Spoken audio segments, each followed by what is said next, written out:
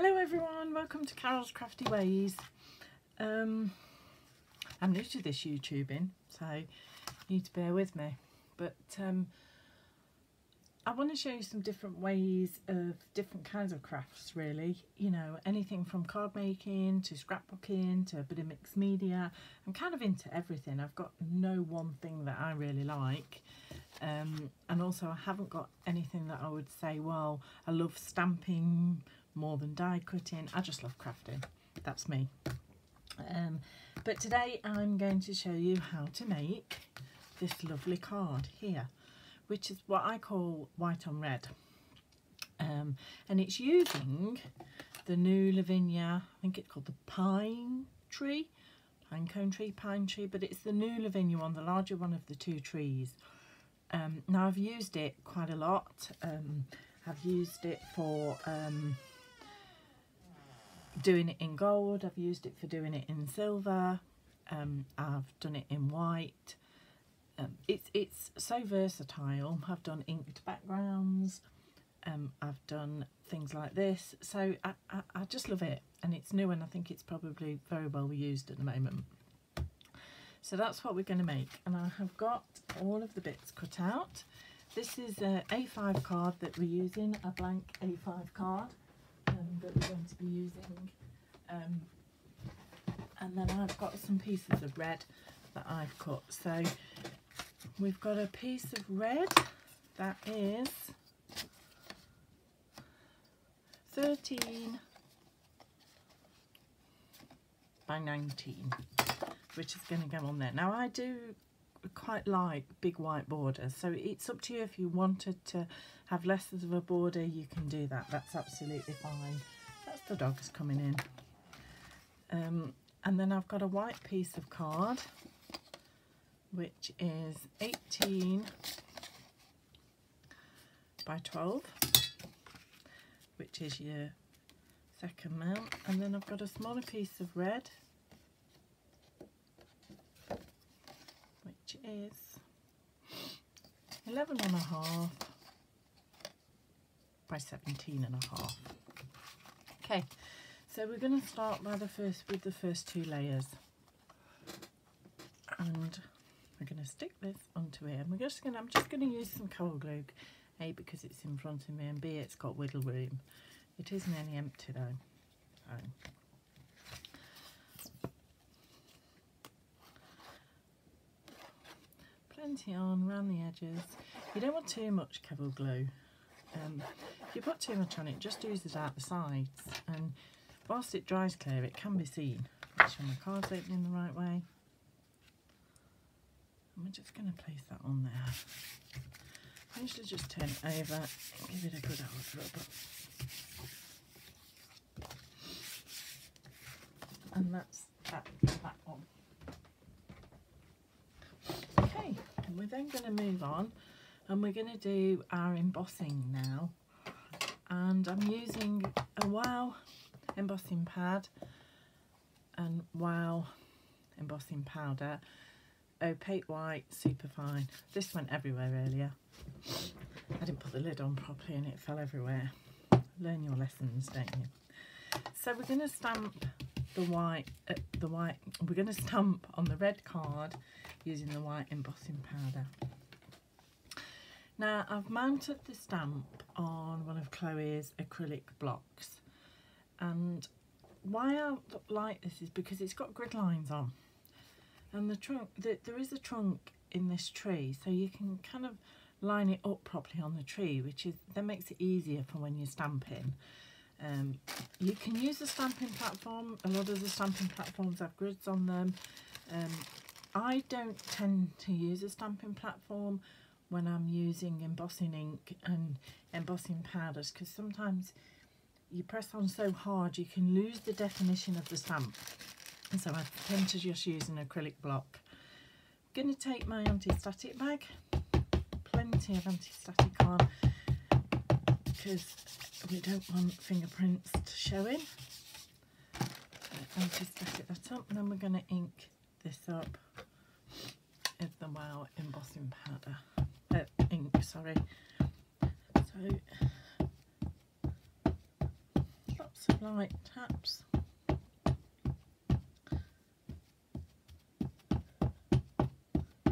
That's it. I'm going to turn my card around only because I just like to stamp sideways. Now this acrylic block is around about the same size as the piece of card, so that's handy because I've mounted the stamp in the centre, so I can now use the block on the edge of the card. I want enough at the bottom to put on a sentiment and enough at the top to maybe add a gem or a jewel. So we'll get down there and we're going to firm even pressure. Because as I said, this is quite a detailed stamp and you want the detail to show.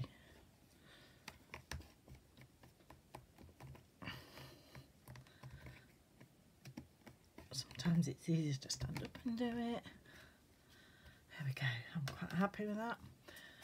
Embossing powder.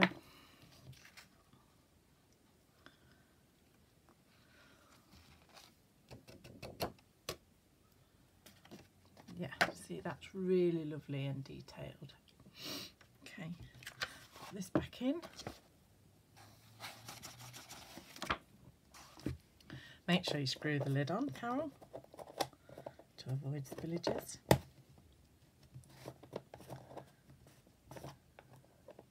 That's it. Okay, and we're going to heat emboss it. Now, with heat embossing, it's best to put your heat gun on and get it heated up because card does warp. It shrinks, it warps, you know, depending on the quality of the card, the thickness of the card, you will get some warpage. And if you're going to put this flat, like I am, so it's flat, you've got to watch out for that warpage. But I'll show you what we're going to do to help with that. But first of all, I want to make sure my heat gun is on and warmed up before I start putting it on the card.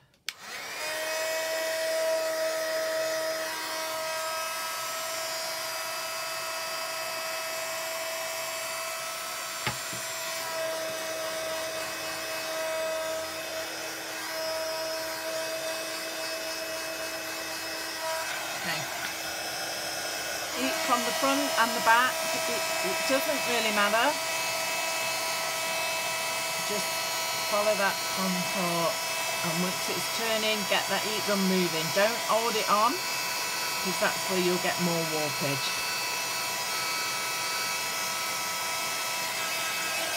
Back over. And then I tend to just tilt it in the light to make sure I've captured it. And as you can see, you've got that warpage, okay? The best way to sort that out is I will put this under some heavy books now and leave it for half an hour or so, 15 minutes, just to get it back flat again. Then once I've got it flat again, I will then mount it onto the piece of white card, and again I will put that underneath some books once I've glued it.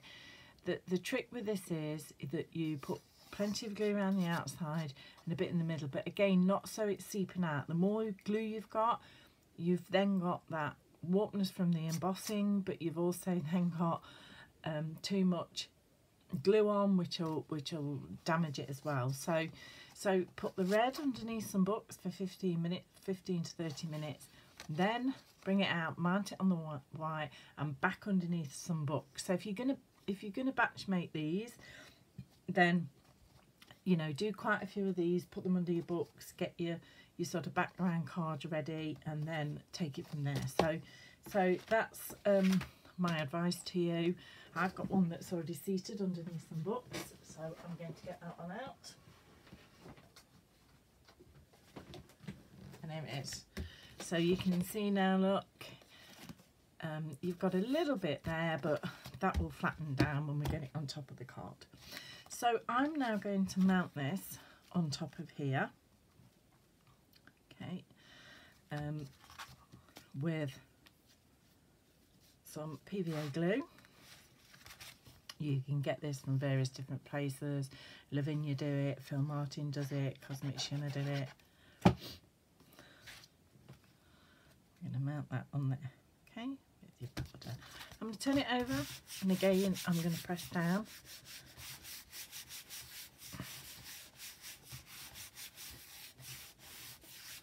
So you can get it stuck to the card. Any glue that does seep out, you see, I didn't put much on and I've got a little bit of seepage there, but it will dry clear. So now we're going to do some sort of blinging up on it. Some bling on it.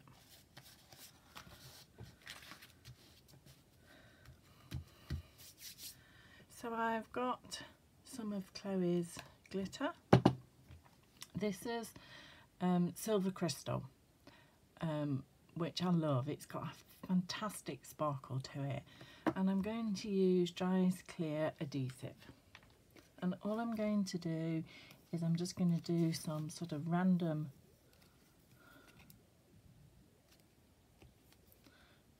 dots. There is some spaces on this tree where you can use it for jaws, glitter, whatever you want, but I'm just going to put it wherever I feel I want it. And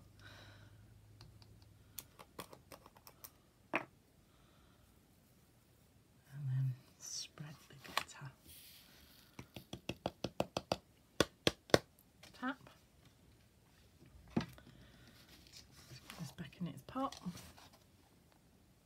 without spinning any. Get glitter everywhere, don't you? I call it the glitter house.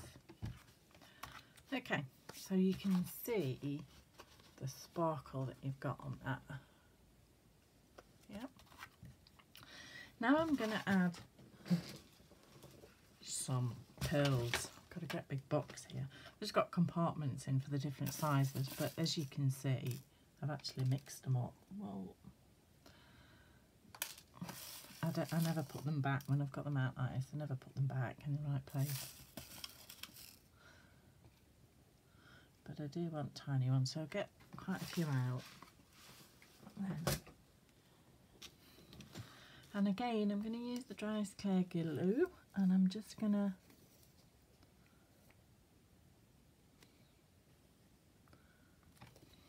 I want the smallest ones that I've got. Don't ask me what size they are, I have no idea.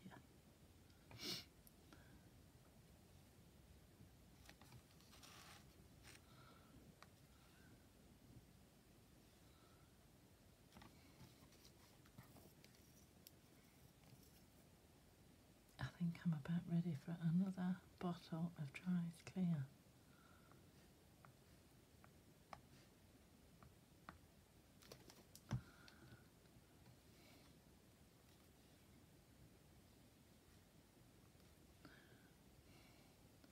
Just random places.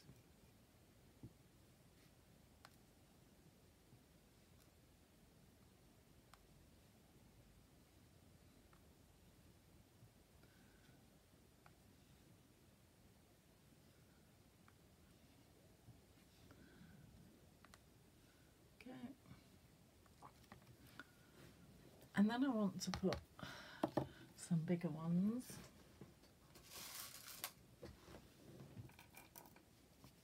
And here.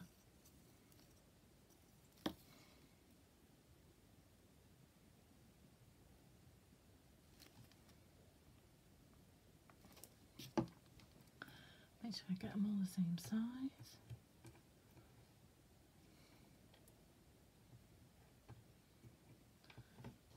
Okay.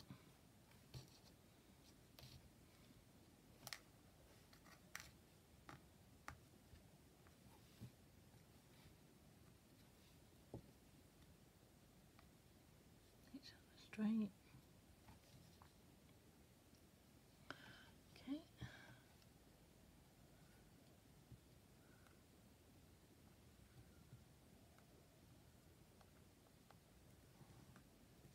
Get those back in. I'm just going to put them anywhere, look. I spent hours sorting them out into sizes, and then they just go back in any compartment.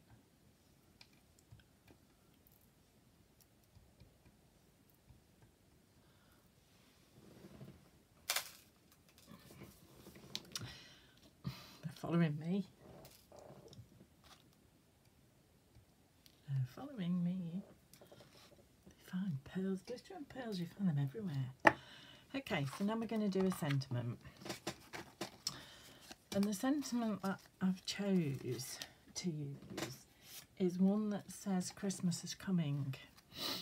This comes in one of the Chloe new launches. I think it's the car.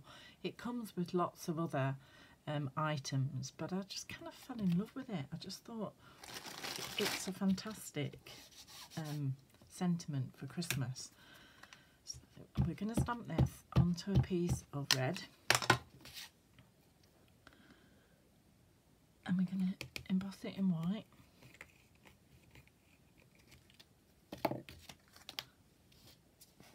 I like the script on it, just like everything about it.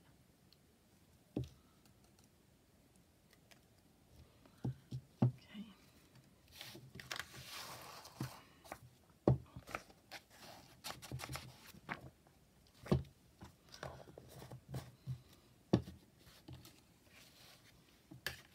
Let's put that in the glue because otherwise it gets bunged up.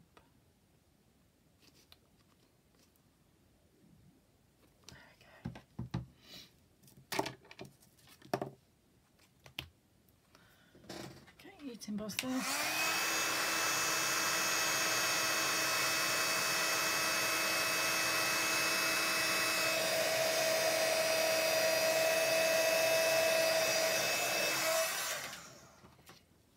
That cool off.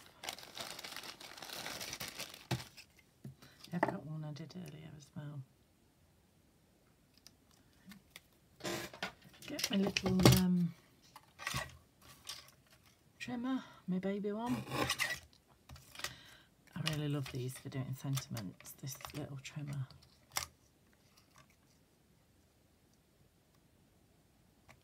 I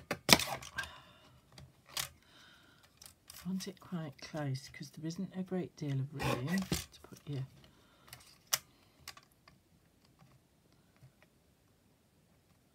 okay. I'm going to mount that. Some white. Let's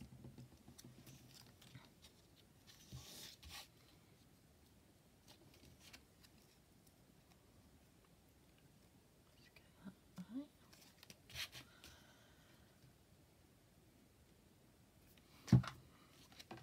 Try that back.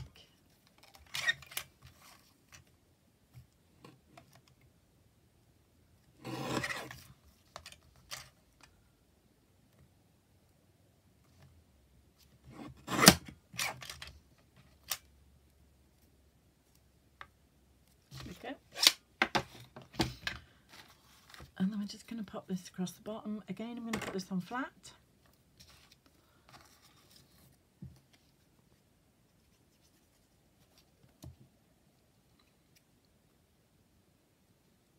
Bottom there, show straight. And then my finishing touch is a gem, sorry, a pearl for the top of the tray, but it's deciding what size. So let's have a look. Is that one? No, it's too big, isn't it? That's too small. I think I'm going to go with that one, the first one we had. Get the dry as clear glue.